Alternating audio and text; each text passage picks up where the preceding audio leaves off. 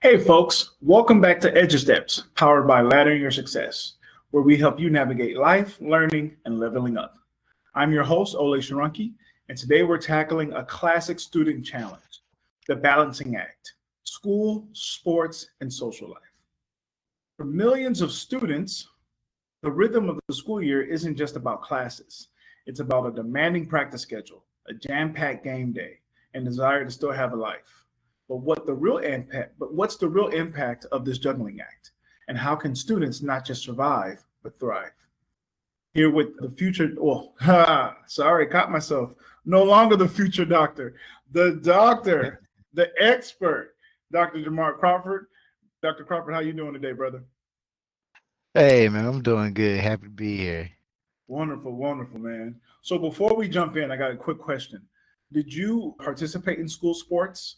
If so, what was the hardest part about balancing it all? I did participate in school sports. The what was the hardest part about balancing it all? I would just say, the hard thing about balancing it all.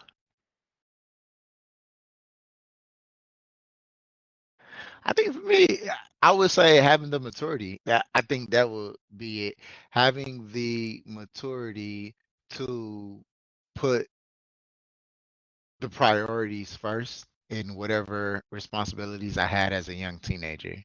And the reason that was hard for me to answer because when I think about it, it wasn't hard. It wasn't hard to go to practice. It wasn't hard to do what I needed to do to study. It wasn't hard to do what I needed to do to focus on my academics. But what was challenging was that I lacked the sense of maturity to prioritize. And so that's basically was time management for me.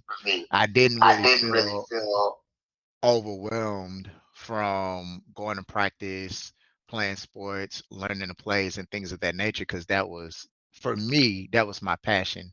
I love sports. I love doing anything active. But when I think about the issues for me, it was I would go to practice, play, and do that, and then I would need to study. But instead of study, I probably would play video games because I wanted to do that over study for my classes. And I would stay up playing video games. So when I get to class, now I'm tired, I'm sleeping, things of that nature. So a lack of prioritizing for me. What about you? Did you play sports? Yes, I did. And I would say it's the same thing. Definitely was immature. Definitely did not take my studies seriously. I Mm, didn't even take the sport seriously as I should. I think I was kind of in a daze. My frontal lobe was definitely very, very young and not fully developed. So I was kind of just going through the motions. I was a follower. I didn't have a lot of mm. self confidence. So, I kind of just went with the crowd. I just kind of did what everyone else was doing. So I think that, yeah, I think those are things that definitely young people can relate to today, especially Mhm. the fact that there are so many more influences that influence them. And how do they Mm. find their own voice in a world that's full of so many other voices that are constantly poking at them? So, uh, Yeah, yeah. And I think today is definitely a different climate because when I play sports like all day, every day, and that's because I wanted to. I truly enjoyed it. I think today's climate may be different. I don't know if you're going to touch on that today, but prior to starting the show, me and you were previously kind of talking about it of the different things that students are doing now to be the best of the best. So yeah, I think it's definitely a different climate. So my heart goes out and I'm empathetic to the students now who have the pressure to be good at their sports and still thrive academically amongst other pressures that teens face. absolutely. Great point. So, with that being said, let's jump right into it. Of course, we're going to start going over things in our be, know, do model. So the first thing we're going to talk over is the be. So be disciplined, be intentional, right? We're talking about the be perspective. Talk about the mindset and character traits needed to manage this load, this incredible load. It's easy to look at it. It's easy to look at a high achieving student athlete and think they've got it all figured out. but I'm sure behind the scenes, it's a constant effort. According to a 2023 study by Ward, published in the Journal of Sport and Social Issues, 91% of high school student athletes reported experiencing some level of stress from balancing school and sport. More specifically, 58% reported moderate to extreme stress. The pressure is definitely real. To succeed, students need to be disciplined and intentional with their time. The National Federation of State High School Associations highlights that students who participate in activities like sports tend to have higher GPAs, better attendance records, and lower dropout rates. This isn't because they're necessarily smarter, but because they learn critical life skills like time management and self-discipline, which I think we can both attest to. Like, I still look back fondly at my football experience with, like, I just look back at it very fondly. Like, the things that I learned from my coaches, some of the sayings that my coach used to say, like my coaches used to say, I still remember them. And I do remember, like, just being there for my teammates and the value of hard work. I remember the first time when I started going to the gym in the morning and I increased my bench by like 25 pounds, my bench max by 20, I was like, wow, all right, so if I start putting the work in, I can get some of the benefits. So definitely that's a great point. Hey, LYS fam, it's Olay. You know, if there's one thing I love, it's something free. I'm talking free 99, un gratis. No shipping or handling fees, no gotcha fees, nothing like that. With that being said, if you're graduating soon or thinking about college or need a nudge or help to decide, then our free ebook, 10 Things to Think About Before Going to College, has a very balanced and open-minded way of presenting your next steps. It captures broad topics in a personal way by giving students an insightful, interactive, and reflective source of inspiration. It is very beneficial to be able to visualize some of the concepts after high school and apply them directly to you. We all know life, college, and career planning decision-making choices for students can be challenging, especially as they near the completion of high school. This book will provide you with a self-paced guide to your success beyond academics and into real life. Not only is it free, you can complete this book within a week. This will definitely prepare you for long-term success. To get your free copy, simply go to lys.com/students. I mentioned it was free, right? Well, if I didn't, it's free. Like, for real.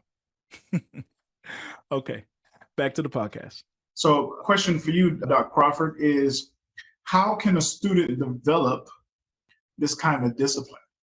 Think about, a student like me, a student like you that's growing up right now. Is it something that can be taught, or is it a personal quality that's already there? What's one small step a student can take this week to be intentional with their time? And don't worry. I think that's a a really, really good question. I think that what a student could do is,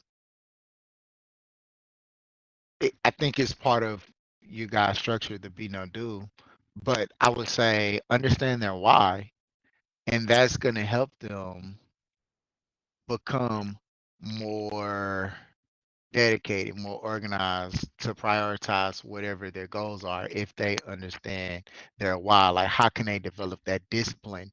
Going back to that why. So if I'm playing football and I got to play football, I got to get to class, I have to get my grades done, blah, blah, blah, blah, blah. Why? Why do I need to go to practice? Why should I practice? What is my goal for this sport of football? Whether that's to get better in the sport, whether that's to get a scholarship, or whether that's to be cool, to get popularity amongst my school, whatever their why is, they need to identify that. And the other things they need to do academically and stuff like that, how does all of this align? And once I have that in mind and it's in sight, I can now make decisions to work towards whatever that why is. So I think Man, that can help. I think that can help maintain some discipline. No, I think that's powerful. I think that is definitely powerful. As soon as you said that, I was like, yeah, are your parents just making you do this? Or do you really want to Right, do it? Right? right. Yeah. And I think because you Mhm. asked me a two-part question, I think I only responded to one. The second part, is that taught or is that already there? I think it's a two-part. I think both can be true, that discipline can be taught, because I think certain organized structures do teach you a certain level of discipline, like participating in sports. You have to be there on time. You got to do a certain amount of reps, whether that's laps or running or hitting the weights or whatever. So you do have to have a certain level of discipline, or if you don't have it, you will learn it. So if it's not there, I think it can be learned, but it's also dependent on what is inside your determination, going back to your why. Absolutely. For sure. For sure. Going back to the why. All right. Thank you so much for that, Doc Crawford. Hey, LYS fam. It's Olay once again. These days, many families are busy but want personalized attention. We at Laddering Your Success understand this dilemma and have created a unique approach to help guide you and your child with personal development tools to build a life of purpose. This intimate approach is helpful for those parents that feel the need to have a focused heart to heart conversation deciding on the next steps after high school. We provide individual post secondary planning, virtual customized college and career counseling, and scholarship guidance and planning. Our one on one sessions are tailored to each individual student to maximize their potential in the post secondary realm. With our guidance, your child will be able to make their dreams a reality. Don't wait. Simply go to lys.com/parents to get your copy today. Now let's get back to business on this podcast. Let's jump quickly into the no. What do we need to understand about the realities and the trade-offs of this balancing act, right? To school, sports, and social life. So it's not just about winning or getting good grades, it's about making conscious choices.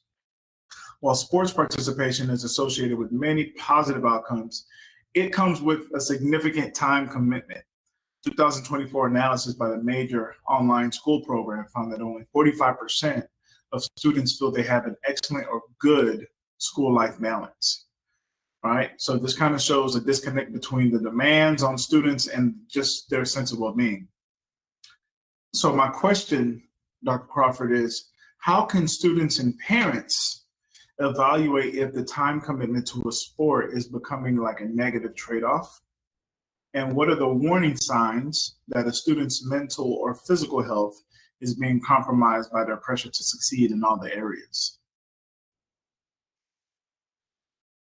I think that for the first part of how can the students and the parents, evaluate if their commitment is having a negative impact or a trade-off, a way to navigate that is, what are the other priorities in that student's life at that particular time, whether that's grade, whether that is religious commitments or other family commitments. And for some people, it may be work commitments. It's looking at all of these commitments and priorities in that student's life and looking at, okay, with sports and dedicating commitment to the sports to improve your skill level, what is being sacrificed in all these other important areas of your life? Let's see, okay, if we are playing football, but I'm taking you to a trainer to spend 2 to 3 hours every other day, what is that taking away from? Is that taking away from your study time? Okay, if it's taken away from your study time, let's look at your current performance academically. If your current performance academically is okay, maybe it's not affecting that, but let's look at the other areas of priorities for the student. Let's look at religious commitment, right? Is the particular student not able to participate in some of his family spiritual beliefs and things of that nature? Or if the student has other responsibilities, such as working to kind of like help the household, is that taken away from that? So I think it's different for every single family and unique to their situation. But I think the way to identify if it's having a negative trade-off is to identify the other important factors in that student's life and actually evaluate them, looking at their academic ability, religious, and so on and so forth. And then the second part of your question, what are the warning signs that a student's mental or physical health is being compromised? Ooh, now That's a good one. That's where I would hope that you will have open communication with your student to check in on them, but also paying attention to your student. How is your student sleeping? Is your student getting enough sleep? One of the tells is they're not getting enough sleep. They're not able to sleep. Mental fatigue, and that would kind of show academically. You can kind of see that decline. But how are their social interactions? Are they able to get around and socialize, or do they tend to just be fatigued and not wanting to socialize and things of that nature? So I think just really being attentive to your student or child. Man, what is your thought? What about you? I know you were real heavy into football, like really, really heavy.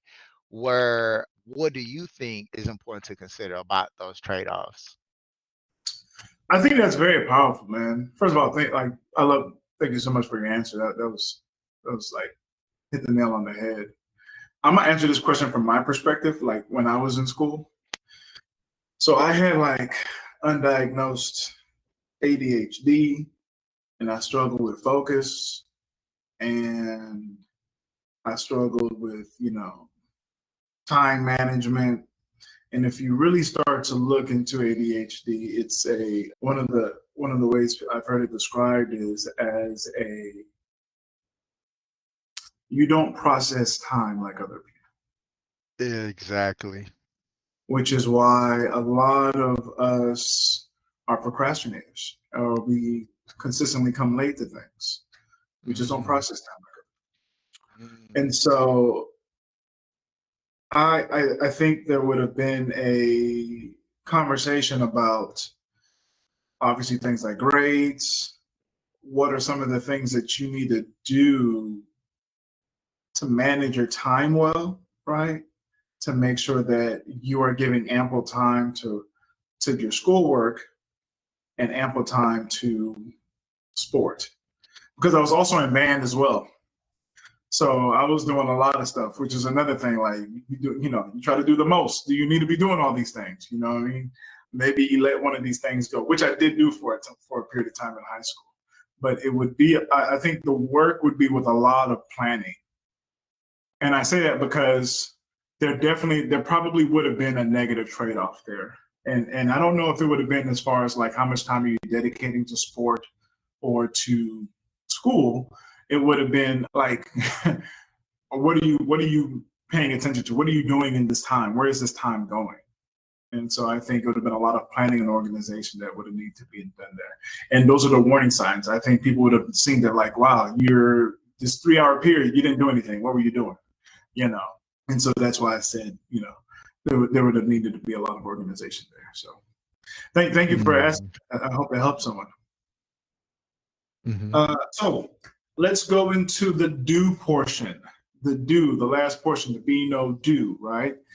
Do the research, do the planning. We're talking about daily choices that keep you grounded. Hey, LYS fam. It's Olay. Thanks so much for listening to LYS. I just wanted to take a quick moment to talk to the parents. That's right, mom and dad. Parents, prepare your child for their best educational fit after high school with our comprehensive LYS Parents Guidebook. Our helpful guide includes a range of activities designed to help you better understand your child's unique gifts and abilities. Additionally, we provide valuable insights into the student loan debt crisis and offer practical tips on how to avoid accumulating large amounts of debt. Our ebook also includes a wealth of information on scholarships, grants, and payment exemptions that can help guide your child towards a bright and successful future. With our expert guidance, you can rest assured that your child is well prepared to make informed decisions about their education and career path. Don't let your child's future be in jeopardy. Invest in their future today by downloading the LYS Parents Guidebook. Simply go to lys.com/parents to get your copy today. Now let's get back to the show because it's some good topics. So let's talk action. What practical steps can students take to navigate this complex balancing act? Right now, it's all about proactive planning. So you can use a planner or digital calendar.